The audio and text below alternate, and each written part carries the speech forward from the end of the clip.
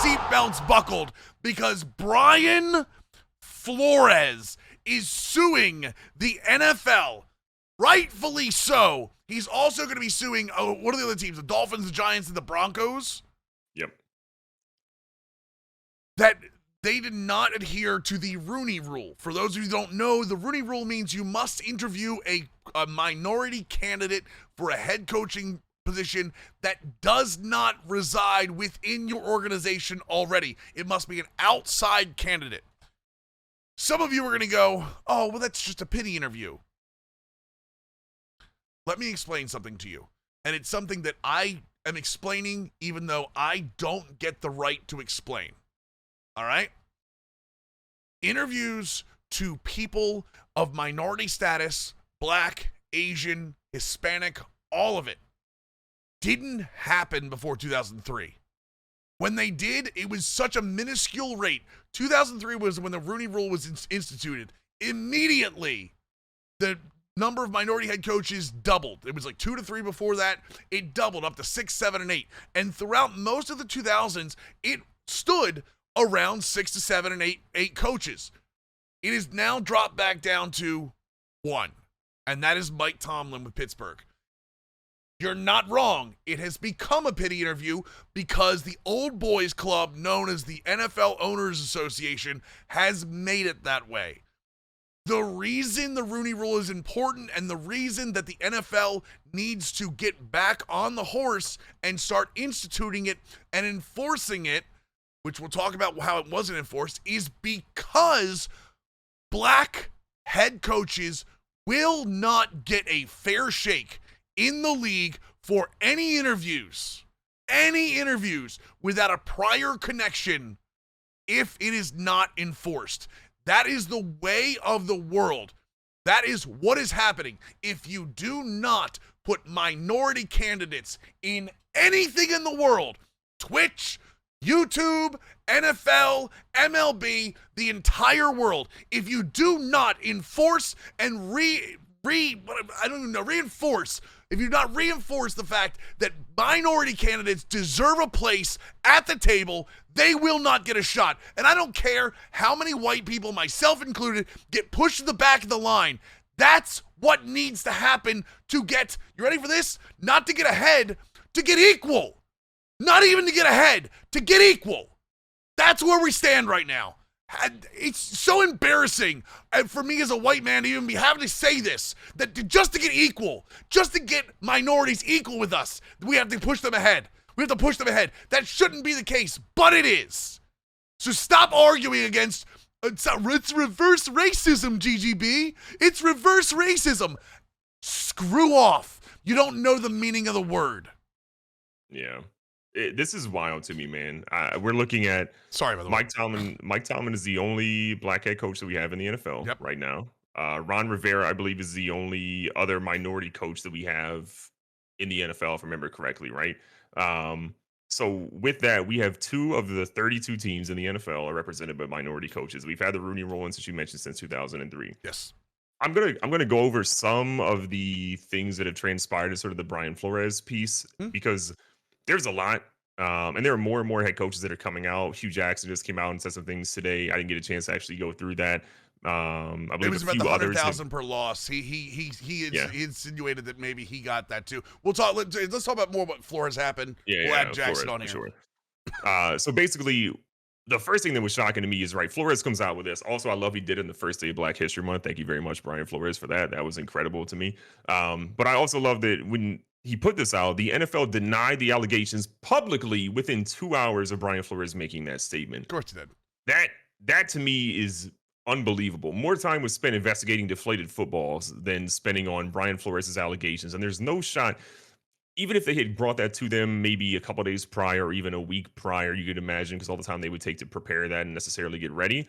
There is no shot the NFL had adequate time to investigate all the claims that Brian Flores has made and have a fully functioning investigation. It is just not humanly possible for that. So to quickly dismiss that, especially with the stuff regarding the owner and the different things, that to me shows the NFL is insane. The NFL will gladly put on end racism on helmets, but then when something comes out about systemic racism within the actual NFL, they are quick to be like, no, that could never happen here in the good old boys club, which only has 2 out of 32 head coaches being a minority. So when you go through that, Flores provided evidence. The biggest thing to me was the Bill Belichick text messages that Brian Flores had. I believe he was interviewing on a Thursday. This is about a day or two prior. He's texting Bill Belichick, the head of the New England Patriots, for those people that are living under a rock. And Bill Belichick, during the text message exchange, essentially tells him, like, congrats on getting the job. And then Flores is like, I don't interview till Thursday. And then Bill's like, Giants? And then he's like, how did you hear that? And then Belichick says, I'm hearing great things from the Bills and the Giants about you. Congrats. And then Flores is like, wait, are you talking about me or Dabble, which is now the head coach of the Giants? Right. And then Bill then apologizes and is like, I messed up. I'm so sorry. But what that essentially shows is that Flores, who was scheduled for the interview on Thursday, it was a sham interview because the decision to hire Dabble had already been made before he ever got even remotely close to the building. Before he ever hopped on an airplane to go over there, they had already made the decision, which again shows that a lot of these teams have been using the Rooney Rule for what we consider a very long time in the same way. Flores talked about the Broncos job when he interviewed for that, I believe a season or 2 seasons, whatever that essentially was, or whenever Vic Fangio got hired. A similar thing was sort of what he said was happening there with Fangio. You also have the evidence about Stephen Ross, the owner of the Miami Dolphins, who, again, this is what Mills was alluding to earlier.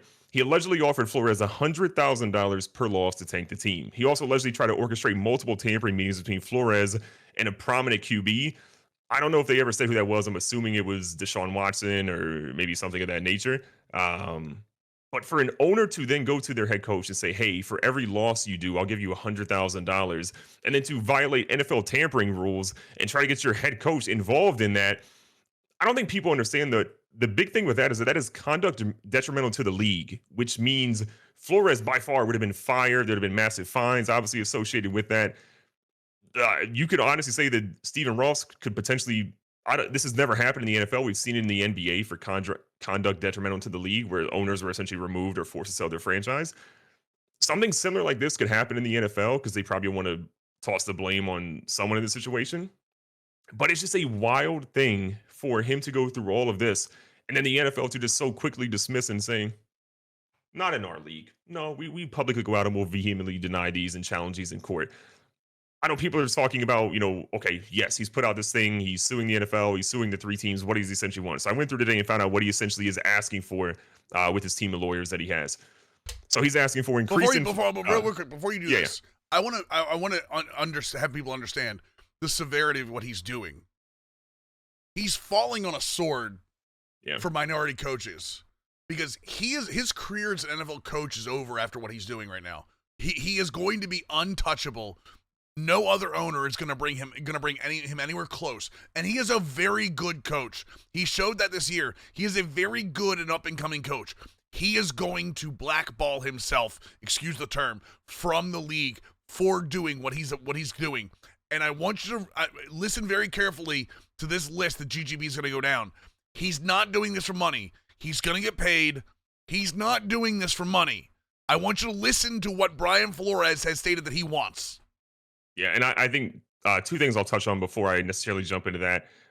Flores was super adamant about just, obviously, to your point of wanting to make sure that he does this for the good of the game and for future coaches. And he understands that he is, to your point, like putting himself in a situation where he likely won't be hired. But in the event that Flores does get hired, that does not disprove or devalue his lawsuit, because essentially that is a different organization taking ownership in him. He is suing the NFL and obviously 3 specific teams. So if he got hired by like the Texans, for example, dear God, don't take that job because there's an owner there that's also unbelievably terrible. Right. That's still not going to devalue what he essentially is doing through, his lawsuit. So what Flores is essentially asking for in his lawsuit is increased influence of Black individuals in hiring, meaning individuals that are part of the hiring process for this within the organization. Increase objectivity of hiring and terminating GMs, head coaches, and coordinators, because right now there is so much subjectivity involved in it. You look at what happened with Flores. When Brian Flores was fired, the news hit Twitter. Nobody was saying, oh, that makes sense. Everyone was saying, what? Right. Flores fired? Yeah. And you also quickly noticed there were stories that were very quickly fed to certain individuals that are analysts and, people that cover the NFL that were saying, oh, he didn't have a good relationship with his teammates. Yeah. That is always what is done to Black head coaches or minority head coaches or anyone in a minority situation. Like, oh, they had a personal problem, or that. Every report we've seen coming out from players or former players or people talking about him, even coaches that have worked with him, it said that's not Brian It's Flores. Even funny. look how he conducts himself It's in interviews. funny how that happens in a lot of aspects of life, huh? Oh, they're a Absolutely. problem. They don't work well with other people. They were troublesome in conversation.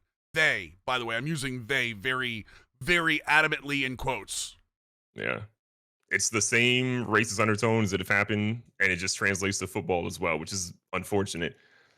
Flores is also additionally asking for increased number of black coordinators, obviously helping coaches within a coaching tree, hopefully, move up through. Again, going back to the objectivity of hiring and firing of coaches, coordinators, GMs, Yep. etc.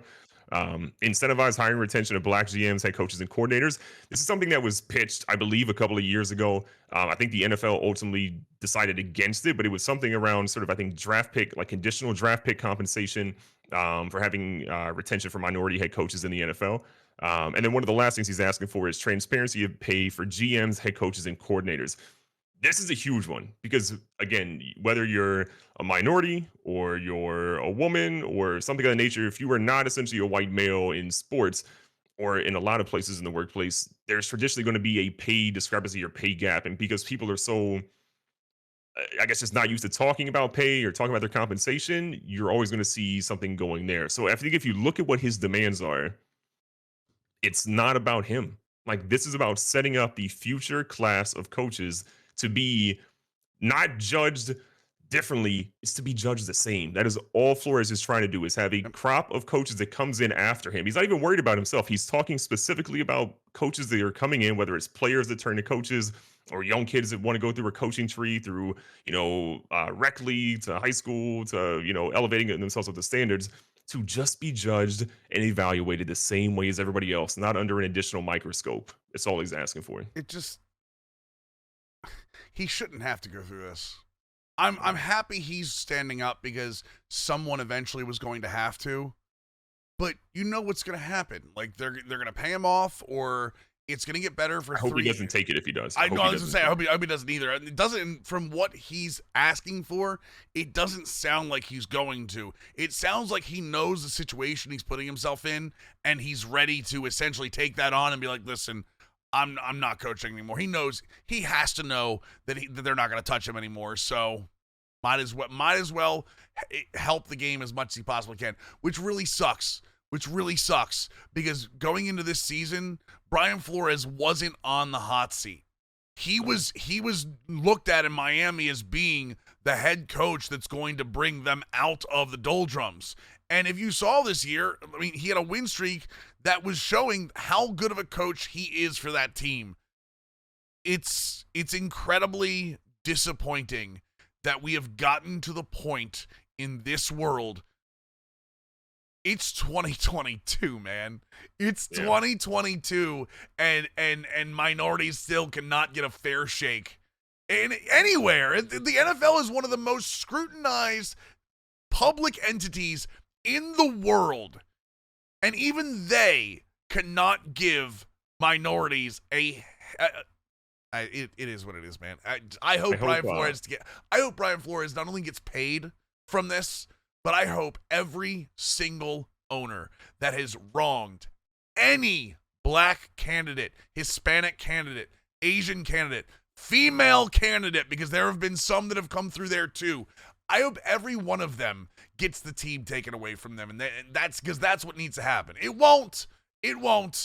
But you got to break up the old boys club. The Rooney Rule is great. Any more incentivization is great. Motivate them to do what you need them to do. But until you break up the old boys club at the top, nothing's going to change. You want proof?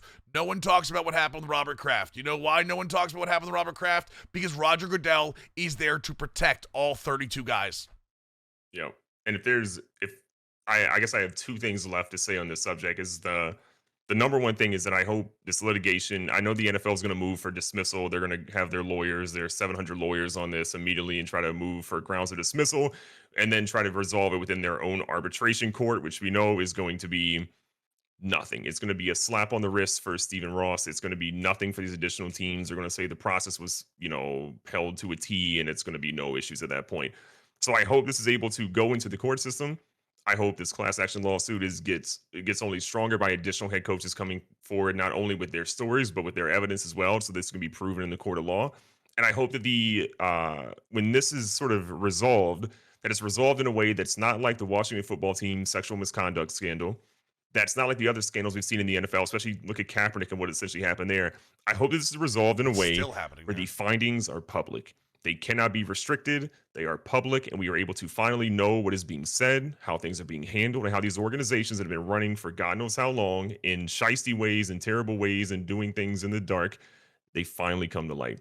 That's genuinely what I hope we ultimately see, because without that, without real transparency, this will only continue to happen. And I think the only hope that I sort of have outside of that as well is as Flores is hopefully laying the groundwork for a lot of these different teams and the leagues, obviously, to sort of go through a process of reevaluating how these hiring processes are going. I hope we see with the amount of money that athletes are making today, you're seeing a lot of minority athletes make generational wealth for their families. I'm hoping we see these same generational athletes. Look at Dwayne Wade, for example, getting minority ownership in the Utah Jazz. I hope we start seeing more and more athletes invest, whether it's in their league that they were a part of after they retire or into a different league. I know Patrick Mahomes, for example, already is investing, I believe, in the Kansas City Royals in the MLB. I think he's invested in a soccer club as well. But I hope you start to see more and more athletes invest into these teams and become major partners, become maybe the majority owner at that point. We could see LeBron James do that probably 5 years after his career's over with how much generational wealth he's essentially generated.